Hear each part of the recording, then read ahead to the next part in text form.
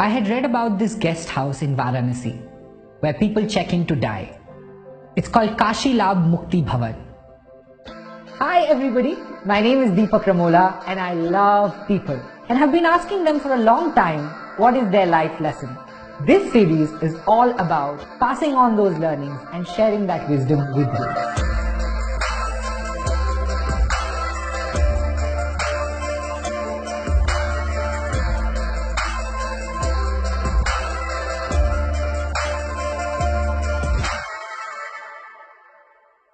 I had read about this guest house in Varanasi where people check in to die.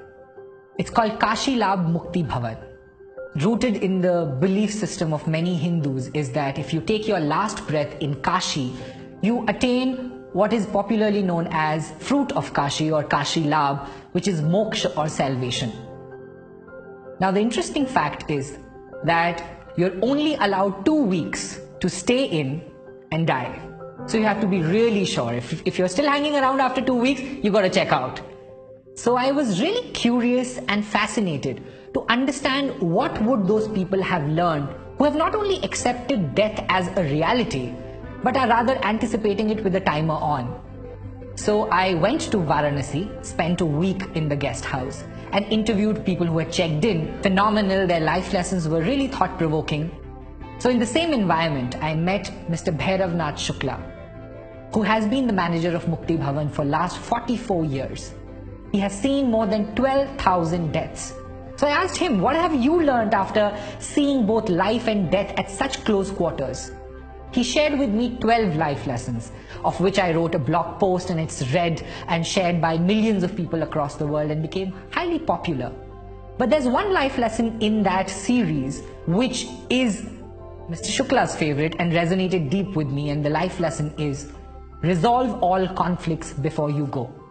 He told me a backstory to it. There was a Sanskrit scholar of the times by the name of Ram Sagar Mishra. Mishra was one of the eldest of the 6 brothers and was closest to the youngest.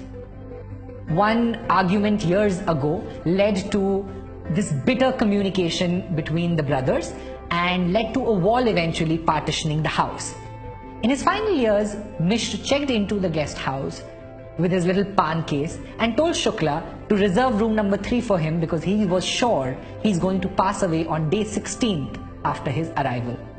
On day 14th, he said, I want my estranged brother of 40 years to come and see me.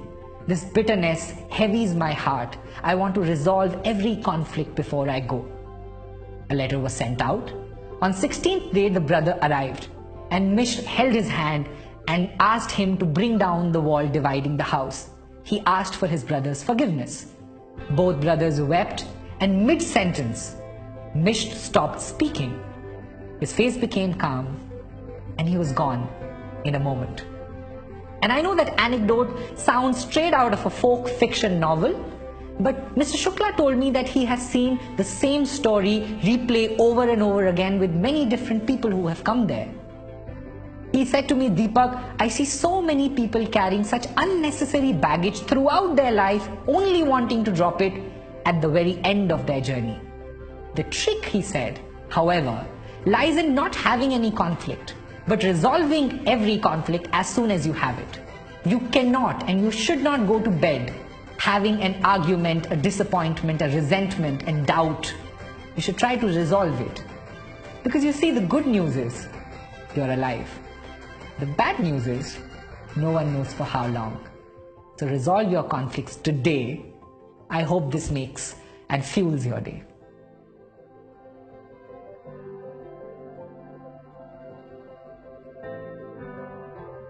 Hi there. I hope you enjoyed watching this video. And if you did, I'm happy to tell you there's more coming. You can share your life lesson with us to be featured on the series. Visit us at www.projectfuel.in and send your life lesson. Let's learn from each other.